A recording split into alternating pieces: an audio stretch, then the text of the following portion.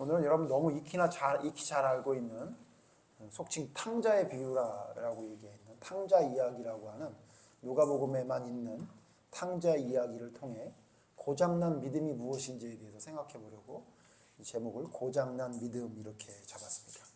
제가 며칠 전에 자동차가 고장이 났었는데요. 아주 위험했습니다.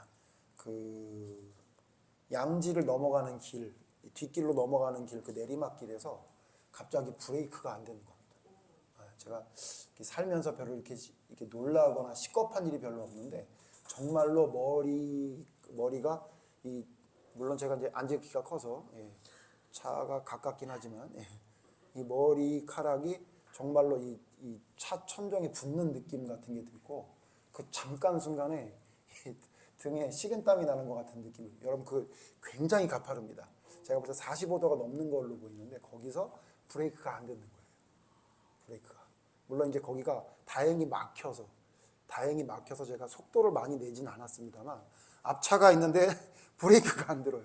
그래서 제가 순간 어떻게 했냐면 앞차를 부딪힐 수는 없고 혹시 내가 브레이크가 안 들으면 내려가다 어디 건물에 부딪혀야 되겠다 그래가지고 차를 이렇게 사선으로 돌렸어요. 돌리고 제가 있는 힘껏 브레이크를 밟았는데 다행히 차선을 좀 넘어가면서 차가 서는 바람에 또 맞은편에서 오는 차가 또 없어가지고 그래서 천천히 브레이크를 떼니까 이제 차가 움직여가지고 내려가서 결국 가까운 데 카센터가 있어서 고치긴 했습니다만 근데 제가 이 말씀 왜 드리냐면 그래서 카센터를 갔어요. 어찌 정말로 핸드브레이크를 손에 쥐면서 정 안 되면 핸드브레이크라도 잡아야 되겠다 이러면서 살살살 내려갔더니 돌아서자마자 카센터가 있어가지고 다행히 거기 이제 들어가서 이제 고쳤는데 사장님이 뭐라고 말씀하시냐면 뭐가 이렇게 조그마한 때가 막혀가지고 그런 것 같다고 청소하면 되겠다는 거예요. 그래서 저는 이제 뭐라고 그랬냐면 아무래도 브레이크 쪽에 문제가 있는 것 같아, 라이닝 쪽에 문제가 있는 거 아니냐라고 해가지고 그 사장님 말씀하신 대로 고쳤어요. 그랬더니 되더라고요. 브레이크가 또 좀 들어요. 그런데 다음날 차량을 운행하는데 갑자기 차에서 이상한 소리가 나기 시작하는 거예요. 제가 오늘은 설교 시간에 차 정비하는 얘기를 하는데 갑자기 차가 소리가 나는데 무슨 소리가 나냐면 차가 움직이는데도 갑자기 끽끽끽끽 이런 소리가 나고 그 다음에 차가 멈출 때는 더 끽끽끽 이런 소리가 나요. 이거 분명히 라이닝이다. 그래가지고 제가 그 카센터가 아닌 제가 자주 가는 카센터에 그걸 맡겼어요. 물론 거기가 조금 비싸게 한다는 얘기가 있긴 한데 그래도 저희가 좀 믿을만해서 맡겼더니 그분도 뭐라 그러시냐면 브레이크 라이닝 문제가 없는 것 같은데 그래요. 밖에서 보시더니 그러더니 잠깐만 그러더니 뭘 가져오시더니 자세히 보더니 희한하네. 네 바퀴 중에 한 바퀴 뒷바퀴 한쪽만 라이닝이 없는 것 같은데요 이러는 거예요. 그러니까 그분이 뭐라 그러냐면 이거 자세히 안 보면 못 볼 수 있겠네 이러더니 한번 풀러볼게요 이러서 풀러더니 아니나 달라요. 뒷바퀴 하나가 아예 라이닝이 다 닳아가지고 아예 들러붙었어요. 그래서 뭐라고 얘기하셨냐면 조금 더 운행하면 보통 이런 차가 화재가 난대요. 근데 큰일 날 뻔했다 이렇게 얘기하면서 바꿨습니다. 제가 무슨 말씀 드리냐면 여러분 차가 고장났어요. 근데 그래서 이 브레이크가 안 들었던 거죠. 브레이크가 안 들어요. 여러분 제가 느낀 게 뭐냐면 빨리 못 가는 것보다 더 위험한 게 뭐냐면 멈추지 못하는 거구나 이런 생각을 했어요. 그래서 여러분 이따가 말씀드리겠지만 믿음도 고장난 믿음 중에 무슨 믿음이 제일 무섭냐면요.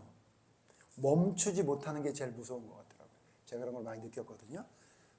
제가 뭘 느꼈냐면 첫 번째 같은 카센터가 오판한 거예요.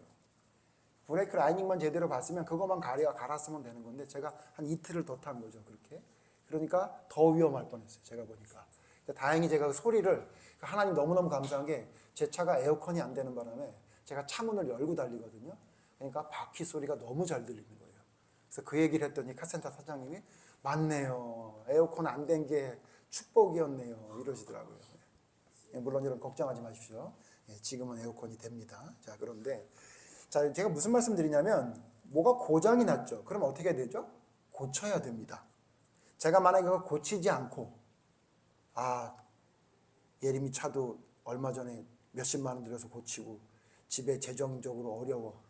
그러니까 내가 좀 힘들어도 이 차는 어떻게든지 탈아야지. 그랬다면 어쩌면 제가 오늘 이 자리에 서지 못할 수도 있을 뻔했던 겁니다. 사장님이 깜짝 놀라시면서 이거 불나든지 아니면 차가 점거가 안 될 뻔했다. 사장님 이거 정말 잘 오셨다. 이렇게 말씀하시더라고요. 자, 고장나면 고쳐야 되는데 첫 번째 갔던 카센터를 제가 디스하는 게 아니라 이 사장님이 뭘 제대로 안 봤어요? 라이닝을 한쪽만, 그러니까 세 군데는 멀쩡하고 한쪽만, 자기도 그러더라고요. 이런 경우가 별로 없는데 희한하게 세 개의 라이닝은 하나도 안 달았대요. 근데 여기만 다 달았대요. 무슨 이유인지 모르겠다는 거죠.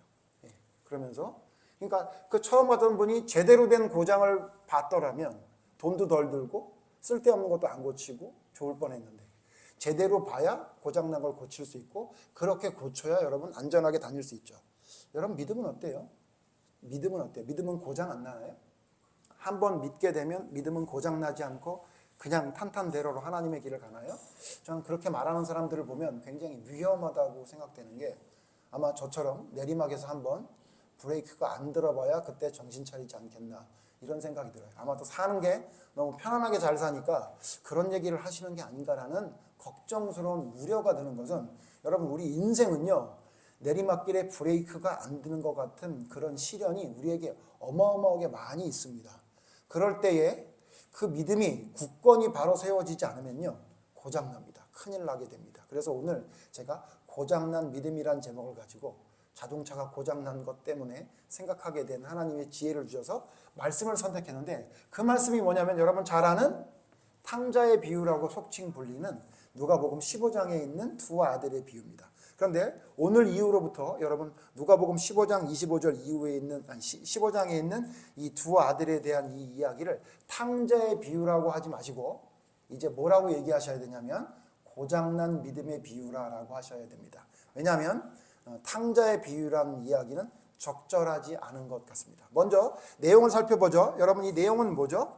두 아들이 있었는데 한 아들은 아버지 곁에서 열심히 잘 일했던 아들이고 그게 첫째 아들이고 둘째 아들은 아버지한테 유산을 미리 물려달라 그래가지고 그걸 가지고 펑펑 쓰다가 나중에 돌아왔다 그 얘기죠.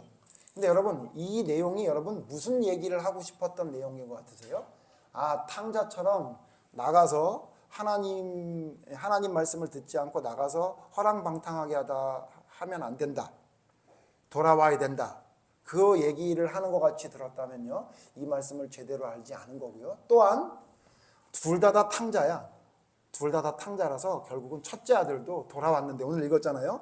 첫째 아들도 돌아왔는데 자기 동생을 용서하지 못하고 그냥 아버지한테 이거 안 해줬다고 불평하는 둘 다 탕자 이야기를 한 것 같다라고 얘기했는데 제가 볼 때는 아닙니다. 물론 그런 의미가 있기도 하지만요. 저도 그런 줄 알았는데 오늘 성경을 잘 보시면요. 오늘 성경은 무슨 이야기냐면요. 고장난 믿음에 대한 이야기인데 누구의 고장난 믿음에 대한 이야기를 한 거냐면요. 둘째 아들이 아니라 오늘 성경의 가장 중요한 포인트는 예수님이 뭘 얘기하고 싶었냐면 첫째 아들의 고장난 믿음을 이야기하려고 이 비유를 한 겁니다. 왠지 아세요? 그 이유를 알려면 누가복음 여러분 15장 1절을 보셔야 돼요. 누가복음 15장 1절을 보세요. 여러분 누가복음엔 비유가 세 가지가 있습니다. 비유가 세 가지가 있어요. 첫 번째는 뭐냐면요. 잃어버린 한 마리 양의 비유가 나오고요. 두 번째는 한 드라크마를 잃어버린 여인이 드라크마를 찾는 이야기가 나오고 그 다음에 우리가 아는 속칭 탕자의 비유란 세 가지 비유가 나와요. 근데 이 비유를 왜 한 거냐면요. 이 비유를 예수님이 하신 이유가 있어요. 그 이유가 1절, 2절에 나와요. 누가복음 15장 1절, 2절 봅시다. 모든 세리와 죄인들이 말씀을 들으러 가까이 나오니 예수님께 세리와 죄인들이 나온 거예요. 여러분 이때 당시에 세리는 죄인과 동급이에요. 똑같이 생각했단 말이죠. 그러니까 예수님께 죄인들이 가까이 나온 걸 보고 2절 같이 읽어주세요. 2절 시작. 바리새인과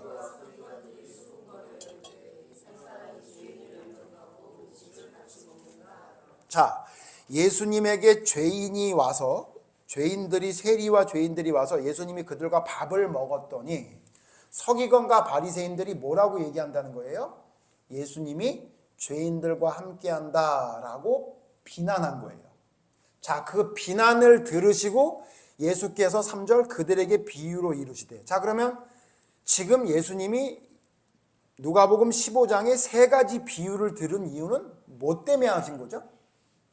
죄인들과 함께 밥을 먹는 걸 보고 서기관과 바리새인들이 비난한 것 때문에 한 거예요. 그러면 이 비유의 목적은 누구에게 이 이야기를 하려고 한 거예요? 서기관과 바리새인들에게 너희들이 말하는 게 얼마나 잘못됐는지를 이야기하려고 하시는 거죠. 그래서 먼저 두 가지 비유는 뭘 얘기한 거냐면, 야, 건강한 사람보다 건강치 못한 사람한테 내가 더 필요한 거야 라는 걸 이야기하려고 99마리 양보다 한 마리 양이 더 소중해서 99마리 양을 내버려 두고 한 마리 양을 찾아가는 게 목자라는 비유를 들은 거예요. 그러니까 뭐 얘기한 거예요? 너희는 지금 자꾸 세리나 죄인들과 함께하는 것이 문제가 있다고 얘기하는데, 아니, 그렇게 하는 게 원래 진짜 목자, 이렇게 얘기한 거예요. 그 다음에 두 번째 뭐죠? 돈을 잃어버렸어. 그럼 돈 잃어버리면 어떻게 한다는 거예요? 가전, 집기 다 몽땅, 집기 다 드러내가지고 그걸 찾는다는 거지. 찾은 다음엔 어떻게 한대요? 자기가 찾은 돈보다 더 돈을 써서라도 잔치를 벌인다. 그런 얘기를 함을 통해서 뭘 또 강조한 거죠? 잃어버린 돈이 더 중요한 거다. 지금 저처럼 세리와 죄인과 같은 그런 죄인들이 더 중요한 거다 얘기하시고, 하이라이트는 그 다음이에요. 하이라이트는 뭐냐면, 그 비유의 마지막 하이라이트는 뭐냐면, 우리가 알고 있는, 제가 이제부터는 그렇게 비유 얘기하지 말자 그랬죠? 탕자의 비유라고 이야기하는 그 비유를 드신 이유는 뭐예요? 뭘 얘기한 거예요? 사실 너희가 지금 세리와 죄인들과 밥을 먹는 게 잘못됐다고 얘기하는 게 마치 누구와 똑같다는 거예요? 첫째 아들이 얘기한 거하고 똑같다라는 얘기를 하고 싶었던 거예요.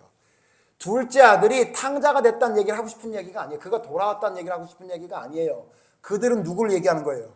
세리와 죄인들을 얘기하는 거죠. 걔네들은 돌아왔으니까 걔네들 얘기하고 싶은 게 아니야. 지금 예수님이 이 비유를 든 이유는 누구 얘기를 하고 싶은 거예요? 너희들이 좀 전에 했던 얘기가 누구 얘기하고 똑같은지 알아? 첫째가 둘째가 돌아온 다음에 한 얘기랑 똑같은 얘기야.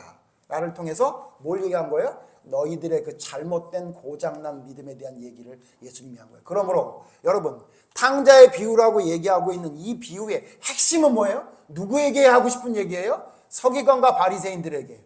누구의 믿음? 누구의 고장난 믿음? 첫째 아들의 고장난 믿음을 얘기하고 싶은 거예요. 그러니까 여러분, 이건 제목을 탕자의 비유라고 하면 안 돼요. 뭐라고 얘기하냐면 첫째 아들의 고장난 믿음에 대한 비유입니다. 이해되셨죠?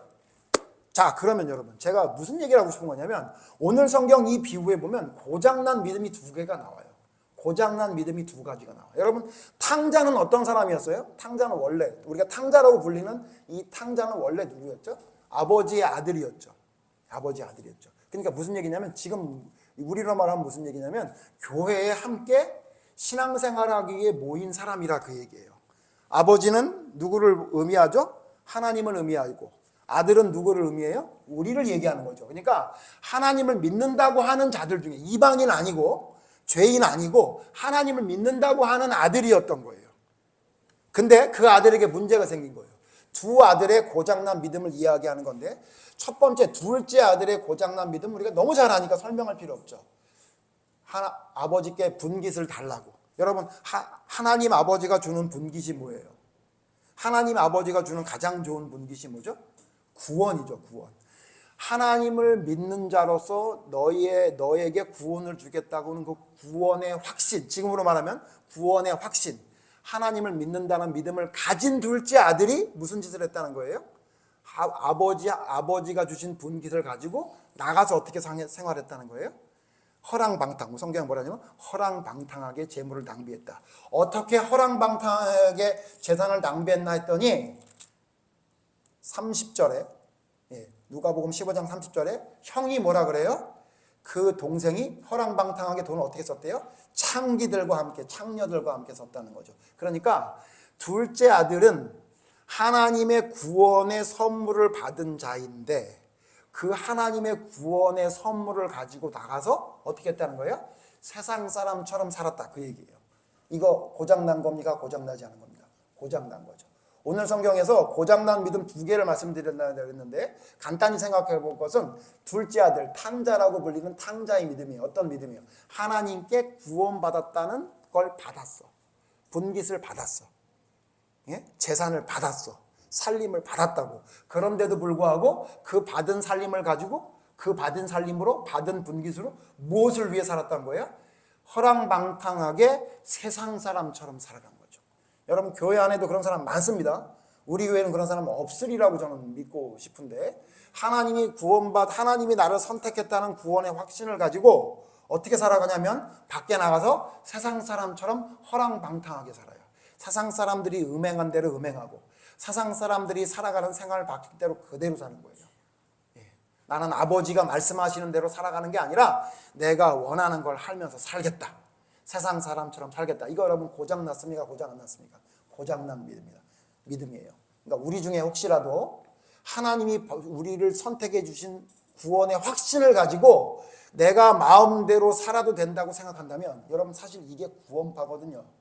하나님이 나를 선택해 주셨으니 내가 이제부터는 무슨 짓을 해도 하나님의 자녀로서 살아가게끔 하나님이 해주신다. 이렇게 생각하고 있는 잘못된 믿음. 그게 바로 사실은 탕자라고 불리는 둘째 아들의 믿음이에요. 이건 제가 오늘 여러분에게 쉽게 그냥 얘기하고 넘어갈 겁니다. 왜냐하면 여러분 너무 잘 아시니까. 예를 든다면 이런 둘째 아들 같은 믿음을 가진 사람이 성경에 누군가라고 생각해 봤더니 누구냐면 에서예요. 에서.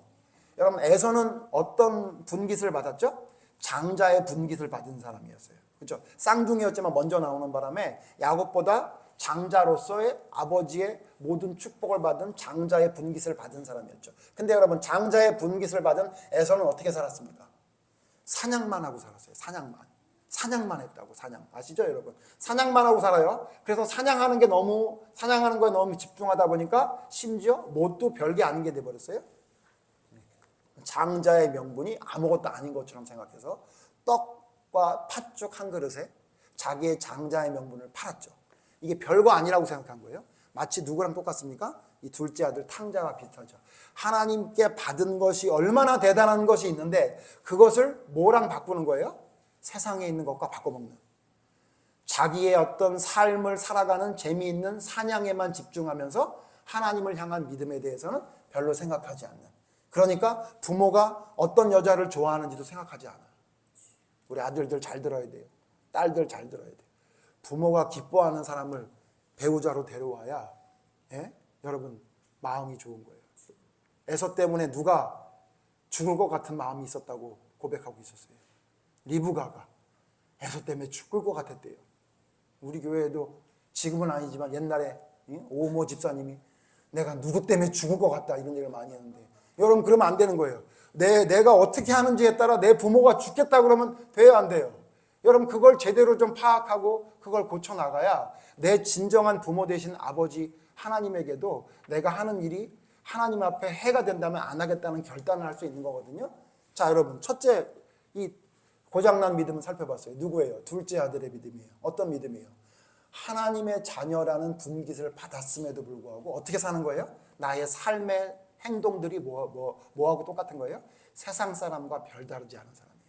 자 이건 여러분 어렵지 않고 그리고 저는 뭐라고 생각하냐면 아까 말씀드린 대로 자동차 고장 중에 제가 제일 무서운 게 뭐냐면 속도가 안 나는 게 아니라 브레이크가 안 되는 게 제일 무섭다고 생각한 것처럼 여러분 이 둘째 아들의 이 문제는요 되게 심각한 문제인 것 같지만 제가 볼 땐 어떤 고장이냐면요 기아를 아무리 바꿔도 속도가 30km, 40km밖에 안 나는 고장이에요. 이거는 그렇게 심각한 고장 아닙니다. 늦게 가면 되잖아요. 그죠? 죽지는 않아. 그죠? 그런데 이제 오늘 여러분과 제가 이야기할 고장난 믿음은 뭐냐면요. 첫째 아들의 고장난 믿음이에요. 이게 오늘 누가복음 15장에 예수님이 이야기한 비유의 핵심이에요. 그 얘기하려고 앞에 양의 비유, 드라크마 잃어버린 비유를 하신 거예요. 빌드업 하신 거예요. 이 얘기 하시려고. 왜? 서기관과 바리새인들이 그런 믿음이었으니까. 그런데 이 고장난 믿음은요. 여러분과 저도 여기에 해당될 수 있기 때문에 오늘 말씀에 여러분 잘 아시는 말씀이지만 집중해서 봐야 합니다. 여러분 보세요. 첫째 아들이 뭐가 문제였죠? 여러분 아까 읽으셨죠? 첫째 아들이 밖에 나가서 일하고 돌아오다 보니까 집안이 시끄러워. 그래서 옆에 있는 종에게 물어봤어요. 무슨 일이냐? 라고 했더니 그 집 나갔던 둘째 아들이 돌아왔습니다. 근데 아버지가 건강히 돌아온 것이 너무 감사해서 송아지를 잡아가지고 잔치를 하고 있습니다. 그 얘기를 들었어요? 그때 여러분 첫째 아들이 어떻게 행동했습니까? 안 들어갔어요. 여러분 같으면 들어가요, 안 들어가요? 저도 안 들어갔을 것 같기도 해요. 아니 도대체 내 동생들한테는 송아지를 주고 우리 어머니가 나한테 염소 새끼도 안 준단 말이야? 이러면 제가 삐졌을 것 같기도 해요. 그렇잖아요, 여러분 생각해 보세요. 그렇죠? 여러분은 어떠시냐고요? 여러분 저는 제가 볼 때 저나 여러분은 전부 다 첫째 아들 같거든요. 제가 오늘 그 얘기 좀 하려고 그래요. 여러분 어때요? 첫째 아들 같지 않아요? 쟤랑 내가 같이 있어야 된다고? 저걸 내가 그냥 용서하고 봐야 된다고? 나는 못해. 내가 아버지의 일은 할 수 있고 아버지 곁을 떠나지 않고 옆에 있을지는 몰라도 나는 이거는 못해. 그게 첫째 아들의 믿음이에요. 첫째. 아버지가 쫓아나와요. 들어와라. 그랬더니 들어와요, 안 들어와요? 안 들어와요. 아버지에게 이야기합니다. 뭐라고? 아버지가 지금 얼마나 합리적이지 않는 줄 아십니까? 아버지가 지금 얼마나 공평하지 않는 줄 아십니까? 아버지가 지금 얼마나 내 기분을 나쁘게 하는 건지 아십니까? 그 얘기예요. 저는 이 이야기를 뭐라 그러냐면 아버지가 지금 나를 얼마나 기분 나쁘게 하는지를 아십니까? 저는 그렇게 들렸어요. 무슨 얘기냐면요. 첫째 아들의 가장 큰 문제는 뭔지 아세요? 아까 지금 둘째 아들은 뭐였어요? 아버지에게 분깃을 받았는데 그거를 세상 사람처럼 허랑방탕하게 하는 행동이 문제였다면 이 첫째 아들의 문제는 뭐냐면요. 자기의 기준과 자기의 기분이 아버지보다 앞서는 믿음이에요. 왜냐하면 문제가 뭐냐면 나는 둘째 아들처럼 집도 안 나갔어. 제가 이 얘기하면서 자꾸 저 얘기하는 것 같더라고요. 나는 우리 형제들처럼 집 한 번도 안 나갔어요. 저는 진짜로. 나가고 싶은 충동이 있었겠어요? 없었겠어요? 100번도 더 있었어요. 그래서 저는 안 나갔어요. 그리고 부모님이 시키는 건 다 했어요. 연탄을 갈아라, 연탄 갈고. 예? 어디 가서 뭐 사와라. 한 번도 싫어요 해본 적이 없는 것 같아요. 제가 살면서. 어렸을 때 한 번도 안 그래보고. 진짜 어렸을 때부터 한 번도 안 그래본 것 같아요. 예? 첫째 아들이 저의 모습과 비슷한 모습이 있더라고요. 아버지를 절대 떠나지 않아. 시키는 건 다 해. 근데 뭐가 안 되냐면 나 쟤하고는 말하기 싫어. 그게 제 모습이더라. 그게 제 모습이더라. 나 쟤하고는 말 섞기 싫고 쟤에 대해서는 더 이상 얘기하기 싫어. 아버지, 내가 아버지가 시키는 건 다 할 수 있는데 이거는 저한테 하라고 하지 마세요. 제가 기분이 너무 나빠요. 그렇게 얘기하고 있는 게 누구냐면 그게 첫째 아들이에요. 여러분 잘 들으셔야 돼요. 여러분 하나님께 분깃 받았습니까? 안 받습니까? 받았죠. 오늘 성경 그럼 보셨어요? 15장 보세요. 15장. 여러분 이 분깃을 아버지의 재산을 둘째 아들만 받았나요? 첫째 아들도 받았나요? 여러분 둘째 아들만 받은 걸로 알고 계시죠? 아니에요. 15장 12절 보세요. 그 둘째가 아버지에게 말하되 아버지여 재산 중에서 내게 돌아올 분깃을 내게 주소서 하는지라 아버지가 그 살림을 각각 나눠주었더니 각각 나눠줬다는 건 누구에게도 줬다는 거예요? 첫째한테도 줬다는 거예요. 첫째도 받았다고. 근데 첫째는 얼마나 착해. 그걸 받고 아버지를 떠나지 않고 아버지 곁에서 있었던 거예요. 제가 말씀드린 옛날의 제 모습 같았던 거예요. 그런데 문제는 뭐냐면 그 둘째 동생하고는 난 말 섞기 싫은 거예요. 쟤하고 나하고는 더 이상 아예 차원이 다른 사람이기 때문에 쟤를 나보다 더 아버지가 위하는 꼴을 내가 볼 수 없습니다라고 지금 첫째는 이해하고 있는 거예요. 이건 뭐죠? 이건 뭐죠? 아버지가 말한 말씀보다 나의 기분과 나의 기준이 더 앞서는 사람인 거예요. 좀 더 쉽게 말하면 뭐냐면요. 아버지의 마음을 공감하지 못하는 사람이에요. 아버지의 마음을 디테일하게 헤아릴 줄 모르는 사람이에요. 그래서 여러분 마태복음 11장 누가복음 7장에 예수님 뭐라 그랬어요? 내가 피리를 불어도 저들이 춤추지 않고 내가 슬피 울어도 가슴을 치지 않는다라고 이야기했죠. 아버지가 지금 피리를 불고 싶어. 근데 첫째 아들은 피리를 불어 춤을 춰요, 안 춰요? 춤을 안 추겠다는 거예요. 아버지가 슬피 울어 매일 언덕에 서서 둘째 아들이 돌아오기를 바라보고 있어. 그걸 보고 첫째는 뭐라 그런 거예요? 아버지 참 쓸데없는 짓 하고 계신다. 난 아버지처럼 슬프지 않아요. 그놈 지 재산 가지고 나갔는데 걔를 왜 돌아보는 겁니까? 라고 첫째 아들이 아버지를 바라보고 있었던 거예요. 공감하지 못하는 거예요. 공감하지 못하는 거예요. 제가요 색약이거든요. 저는 여러분이 단풍을 보고 아름답다는 거에 사실 공감하지 못합니다. 물론 제 아내가 말한 것처럼 초록색으로만 다 보이진 않아요. 뭔가 색깔이 다르다는 거는 제가 좀 느낍니다. 그러나 전 단풍을 보고 한 번도 아름답다고 느껴본 적이 별로 없습니다. 왜냐하면 보통 때에 단풍이 들기 전에 나무를 봐도 아름답거든요. 그거나라고 생각하지 이렇게 갑자기 왜 이렇게 크게 웃어? 우리 태준이가. 저는 정록색약이기 때문에 사실 단풍이 조금 색이 변했다는 느낌이 들지 그게 아름답다고 별로 느껴지질 않습니다. 뭐가 고장난 거예요? 눈이 고장난 거예요. 그래서 제가 언젠가 돈이 조금 생기면 진짜 그 색약이 끼면 안경을 끼면은 보이는 세상이 있다 그러는데 한번 보려고 그럽니다. 얼마나 아름답길래 그렇게 아름답다고 했는지 한번 보려고 하는데요. 보세요. 제 눈이 지금 다른 건 다 볼 수 있는데 뭘 못 봅니까? 적색과 녹색이 섞여 있으면 잘 못 보는 거. 이거 어떻게 해야 돼요? 고쳐야 되는 거죠. 여러분 어때요? 저보고 맨날 놀리시잖아요. 이제 주일학교 애들까지도 저를 찾아와서 저한테 물어봐요. 목사님 이게 무슨 색이게요? 이래 물어봐요. 그럼 내가 처음에는 그거? 그러다가 갑자기 한순간 얘가 나한테 왜 물어보지? 그리고 얼굴을 봤더니 씩 웃고 있어요. 놀리려고 이제 준비하고 있는 거죠. 여러분 저 좀 그런 면에서는 좀 안타까워 보이고 한심해 보이죠. 근데 여러분 색약은 별거 아니에요. 근데 여러분 만약에 믿음이 그렇게 디테일한 걸 모르고 있으면 어떡할 거예요? 예? 지금 아버지가 피리를 불고 있는 걸 모르면 어떡할 거냐고요. 아버지가 지금 슬피 울며 가슴을 치고 있는데 여러분이 전혀 거기를 공감하지 못하고 있다면 그거 어떡할 거냐고요. 어떻게 해야 되죠? 그거 어떻게 해야 돼요? 고쳐야 되죠. 여러분 지금 문제가 뭐냐면 믿음의 사람들이 착각하고 있는 것들이 뭐냐면요. 나는 아버지를 떠나지 않아. 나는 한 번도 예배 빠진 적 없고 나는 한 번도 하나님께 드릴 것을 훔친 적도 없고 나는 하나님이 말씀하신 그 모든 것을 지키려고 심지어 너무 철저하게 재료에 향품에 원래 곡식이 아니라 그 재료 아주 그냥 조그만한 그 요리할 때 쓰는 조그만한 후추 같은 어떤 그런 재료도 나는 철저하게 11조를 드리는 사람이야. 나는 하나님 말씀에서 벗어나지 않으려고 아버지가 나한테 조금 힘들게 하는 것 같고 아버지 때문에 스트레스를 받아도 나는 아버지를 한 번도 떠나지 않았어 라고 이야기하는 첫째 아들 같은 게 우리 모습 아니에요?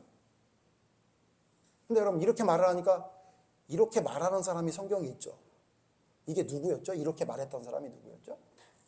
서기관과 바리새인들이었잖아요. 서기관과 바리새인들. 자기는 한 번도 안식일을 범한 적 없고 11조를 한 번도 떼먹은 적 없고 나는 하나님의 말씀대로 정말로 순종했던 사람이라고 자부했던 사람들이 누구예요? 그게 서기관과 바리새인들이었죠. 근데 그들은 예수님의 말씀을 공감할 수 있는 능력이 없었어요. 예수님이 왜 슬퍼하는지, 예수님이 왜 기뻐하는지 모르는 거예요. 그러니까 예수님이 얼마나 답답하면 피리를 불어도 춤추지 않고 슬피 울어도 가슴을 치지 않는다고 이야기하고 있죠. 여러분, 그러므로 여러분, 첫째 아들이 했던 아버지가 지금 기쁜데 내가 기쁘지 않아.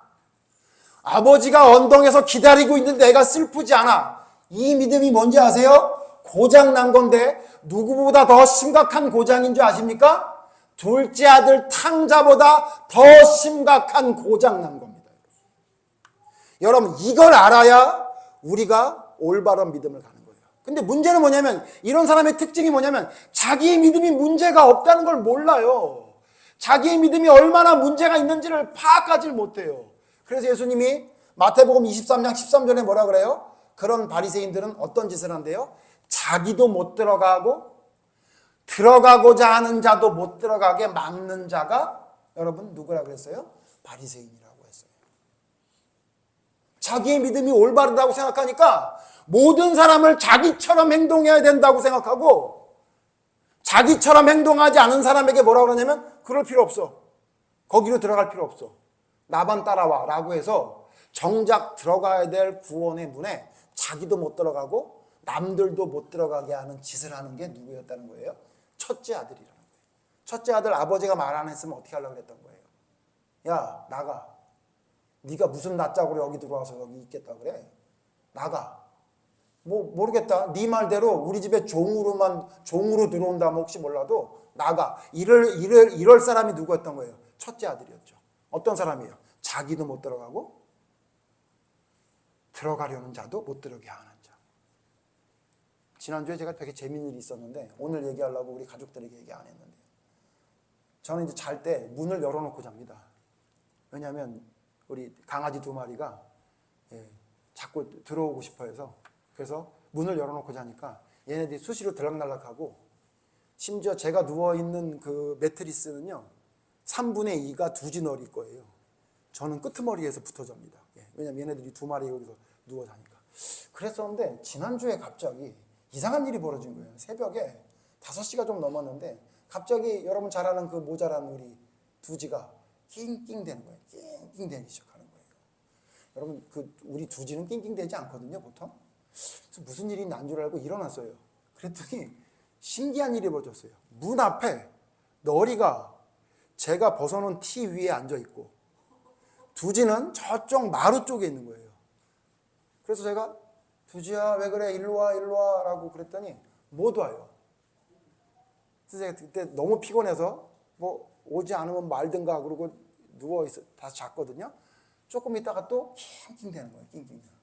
그래서 제가 그때는 무슨 일이 났나 보다 하고 일어나서 봤더니 내용인즉 이렇게 된 거예요. 갑자기 너리가 문 앞을 지키는 문지기가 된 거예요. 그래서 두지가 들어오려고 그러면 이렇게 하고 있는 거예요. 그러니까 두지는 들어오고 싶은데 너리가 막으니까 무서워가지고 들어오진 못하고 나한테는 오고 싶은데 못 오니까 밖에서 낑낑대고 있었던 거예요. 그걸 딱 보자마자 제가 너리한테 뭐라 그랬어요? 이 바리새인 같은 놈.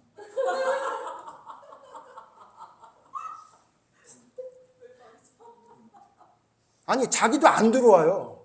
자기도 들어오지 않고 문에 서가지고선 두지를 못 들어오게 막고 있더라고요. 이런 바리새인 같은 놈 같으니라고. 그래서 제가 나가서 두지를 안고 들어왔더니 마지못해 들어오더라고요. 여러분 혹시 여러분 제가 이 우스갯소리 얘기하지만 혹시 여러분 있잖아요. 우리가 이 첫째 아들처럼 자기도 안 들어가고 들어가고자 하는 자도 막고 있는 거 아닌가 우리가 생각해 봐야 돼요. 여러분 그게 뭡니까? 그럼 여러분 두 번째 첫째 아들의 이 믿음의 문제가 뭐예요? 뭐 같아요 여러분? 첫째 아들의 믿음의 문제가 뭐예요? 용서하지 못하는 거예요. 용서하지 못하는 거예요. 누구를 용서하지 못해요? 둘째 자기 동생을 용서하지 못하고 누구도 용납할 수 없는 거예요? 아버지의 행동도 용납할 수 없는 거예요. 제가 이제 마지막으로 성경 보겠습니다만 여러분 성경을 제대로 보셔야 돼요. 성경에 하나님을 떠나서 허랑방탕하게 음행하고 살아가는 것과 하나님이 옆에 있으면서 누군가를 미워하고 누군가가 무엇인가 해야 된다고 성경에서 말하고 있는 무엇인가 해야 된다고 하는 것을 못하는 게 똑같은 죄라고. 똑같은 죄. 나는 아버지 옆에 있었으니까 난 아버지가 하라는 거 항상 하고 살았으니까 나는 적어도 탕자보다는 나아라는 생각을 가지고 있다면요. 성경은 뭐라고 말하냐면 아니 오히려 탕자보다 네가 더 잘못된 믿음이라고 오늘 예수님이 얘기하고 있는 거예요. 그래서 여러분 성경을 공부하고 성경을 보다 보면요. 믿음의 길을 가는 게 진짜 십자가의 길이라는 걸 알게 되는 게 십자가의 길이라는 게 여러 가지 의미지만 한 가지 의미가 뭐냐면요. 진짜 힘든 길이라고요.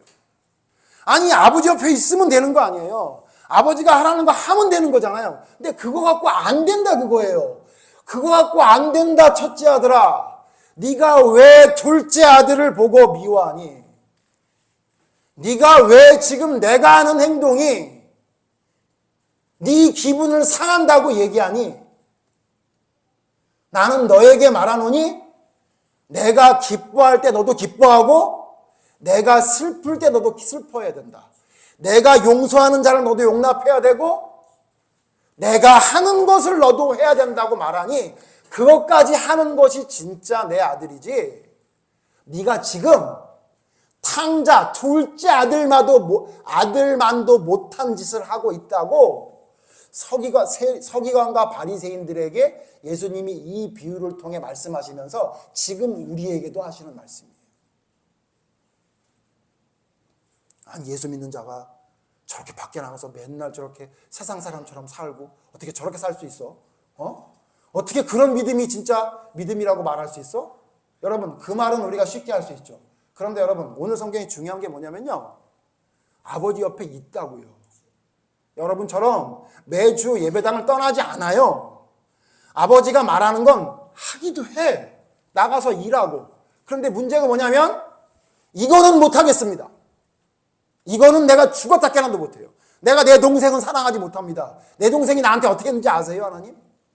내가 내 아내는 사랑할 수가 없어요. 아내가 무슨 짓을 했는지 아세요? 내 남편을 도저히 용납할 수 없어요. 내 남편이 얼마나 한심한지 하나님 알고 있어요? 그러면서 여러분 그러고 살고 있죠. 그게 뭐보다 더 나쁘다고요? 탕자보다 더 나쁜 짓이라고요. 성경에 말하고 있어요. 제가 마지막 찾을게요. 성경에 뭐라 그러냐면 그게 탕자가 했던 창기들하고 나가서 믿지 않고 마음대로 산 것과 하나님은 똑같다고 생각한다고요. 하나도 다르지 않다고요. 오늘 성경은 더 나쁘다고 얘기하고 있는 거예요. 왜냐하면 차라리 창기들과 살았던 사람은 돌이킬 가능성이라도 있어. 그런데 아버지 품에 있는 자들은 안 돌이켜요. 나는 아버지 옆에 있다는 생각 때문에. 내가 지금 얼마나 큰 죄를 저지르고 있는지를 못 느낀다니까요. 왜? 아버지 옆에 있다고 생각하니까요. 근데 오늘 아버지는 뭐라고 얘기해요? 아버지 뭐라고 얘기합니까? 32절 같이 읽죠. 이 내 동생은 죽었다가 살아났으며 내가 잃었다가 얻었기로 우리가 즐거워하고 기뻐하는 것이 마땅하다. 뭐라고요? 마땅하다. 너를 이해시키려고 하는 게 아니야. 이렇게 하는 게 마땅한 거야, 첫째 아들아.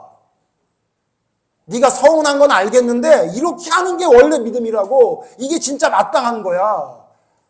너 보고 이해해달라고 얘기하는 게 아니야. 이걸 마땅하게 생각해라 라고 얘기한 거예요. 그 비유 뒤에 이야기가 없어서 이 첫째 아들이 정신을 차렸는지 안 차렸는지는 모르겠습니다만 이 비유에서 말하고 있는 건 뭐예요? 정신 차려라고 얘기해요.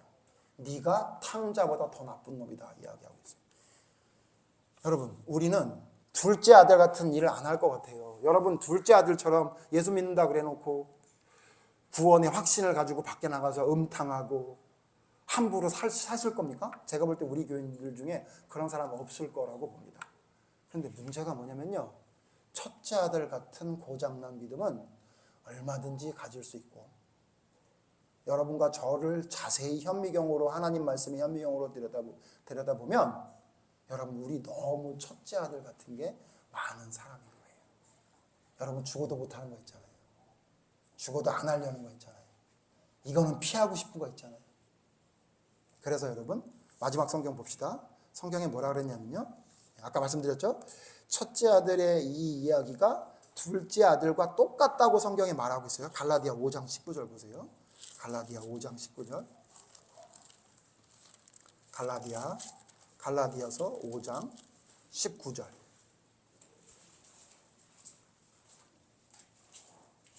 제가 읽습니다. 여러분 눈으로 잘 따라오시고, 잘 아는 말씀이지만 다시 한번 되새기면서 꼭 보셔야 됩니다. 갈라디아 5장 19절. 육체의 일은 분명하니 곧 음행과 더러운 것과 호색과. 여러분, 이게 갈라디아 5장 다 읽어보시면 알겠지만 육체의 일과 성령의 일, 성령의 열매를 비교하면서 설명해요. 그래서 16절에 뭐라고 하냐면 성령을 따라 행하는 자는 육체의 욕심을 이루지 않는다 얘기하면서, 도대체 그러면 육체의 일은 뭐냐? 하나님을 따르는 일이 아니라 육체의 일을 따라가는 건 뭐냐? 갈라디아 5장 19절에 뭐라 그래요? 육체의 일은 분명하대. 그래서 뭐라 그래요? 육체의 일이 뭐냐? 그러면서 음행과 더러운 것과 호색과. 여러분, 육체의 일은 분명하니 곧 음행과 더러운 것과 호색과. 누가 생각나요? 오늘 성경에 첫째 아들입니까? 둘째 아들입니까? 둘째 아들이네요. 그죠? 둘째 아들이에요. 아니, 하나님의 백성이라고 얘기해놓고, 여러분 갈라디아서도 누구에게 쓴 거예요? 갈라디아에 있는 교회에 쓴 거예요. 갈라디아 교회에 쓰면서 사도 바울이 뭐라 그래요? 너희들 중에 육체의 소욕을 따르는 자가 있다, 이렇게 얘기하는 거잖아요. 더군다나 갈라디아에는 거짓 교사가 들어와서 뭐라 그래요?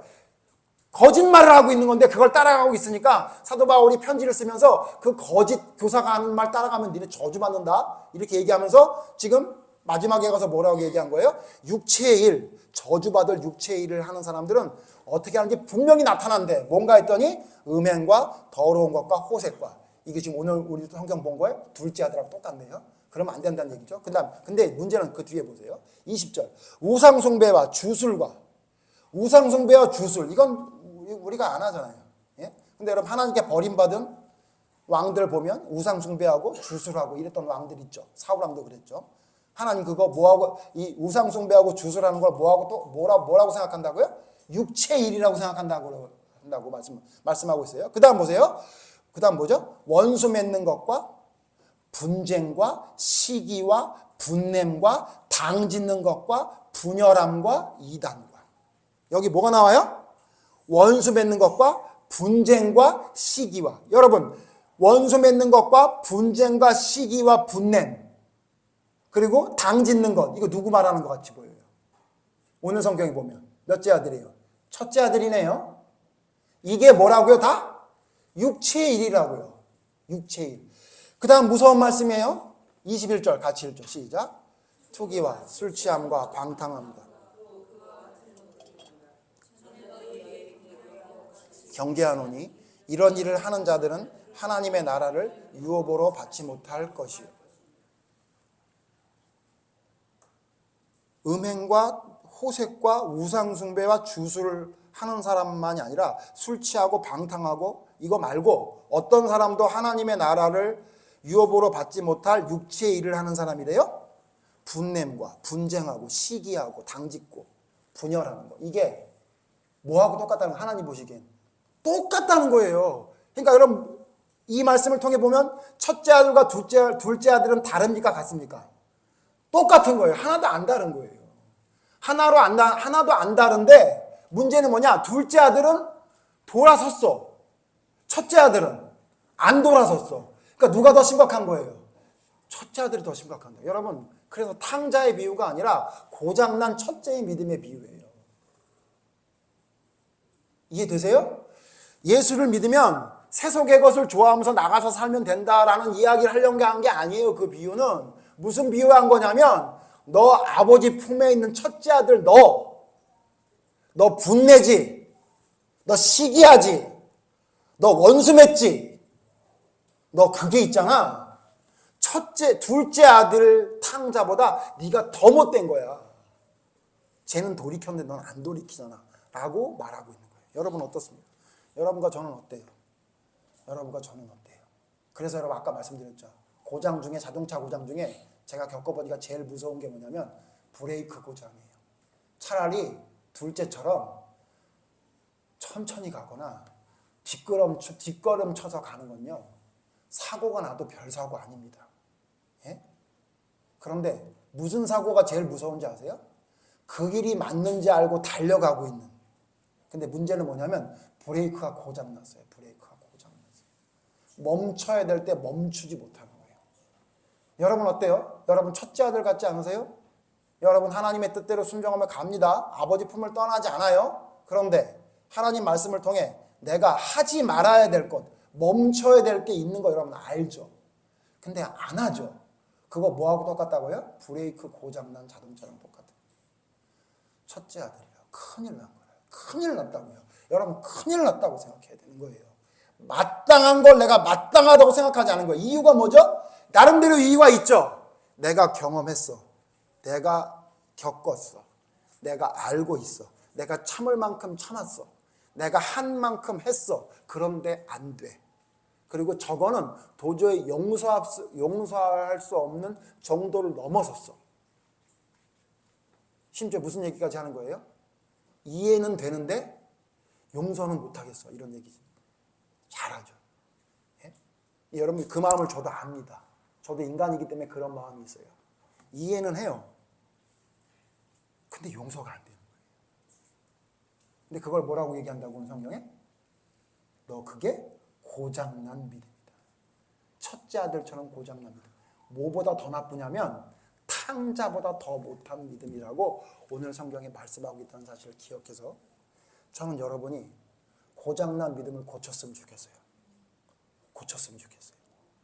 제가 에어컨이 고장났다 고쳤더니 이 세상이 아름다워요. 이 세상이 아름답다. 너무 세상이 아름답고 차를 자꾸 타고 싶어요. 그리고 누군가를 옆에 태우고 싶어요. 근데 혹시 시원한 차 타봤니? 내가 태워줄까? 이렇게 말하고 싶어요. 근데 여러분처럼 다 웃더라고요. 왜냐하면 저는 에어컨 없는 차를 원래 타고 다녔으니까요. 고치니까 너무 좋죠. 저는 여러분이 이 고장난 거 고쳐서 정말로 행복한 믿음의 길을 걸어가는 사람이 됐으면 좋겠어요. 여러분, 둘째 아들보다 첫째 아들이 더 심각합니다.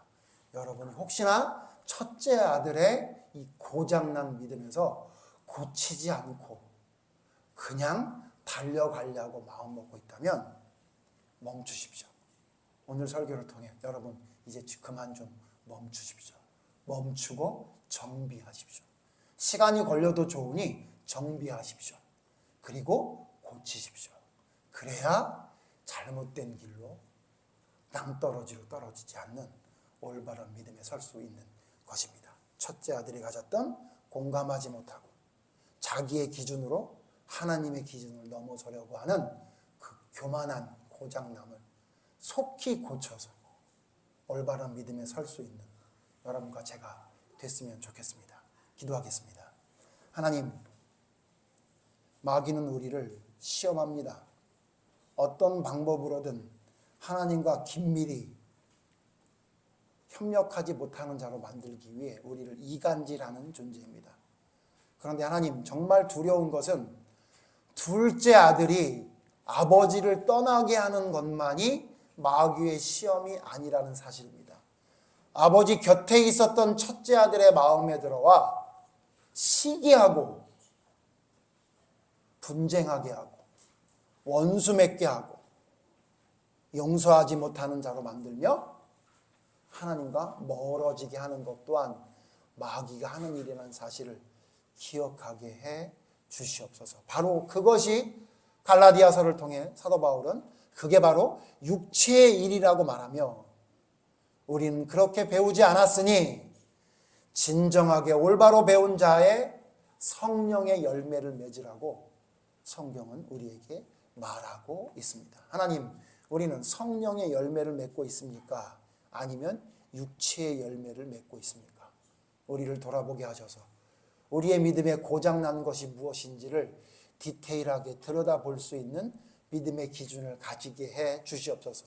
그리고 작은 고장이라도 괜찮다 넘기지 않게 하시고 하나님의 말씀으로 내가 가는 그 길을 멈출 수 있는 올바른 믿음의 기준을 가질 수 있는 저희가 되게 해 주셔서 둘째 아들의 잘못된 고장난 믿음뿐만 아니라 첫째 아들의 잘못된 고장난 믿음이 우리에게 더 이상 지속되지 않도록 속히 올바른 고침을 줄 수 있는 의사이신 하나님의 말씀 앞에 겸손히 무릎 꿇고 하나님의 말씀으로 세세한 부분까지 하나하나 바로잡을 수 있는 저희들 믿음이 될 수 있도록 하나님 이끌어 주시옵소서. 두렵습니다. 첫째 아들의 길을 가지 않게 해주시옵소서.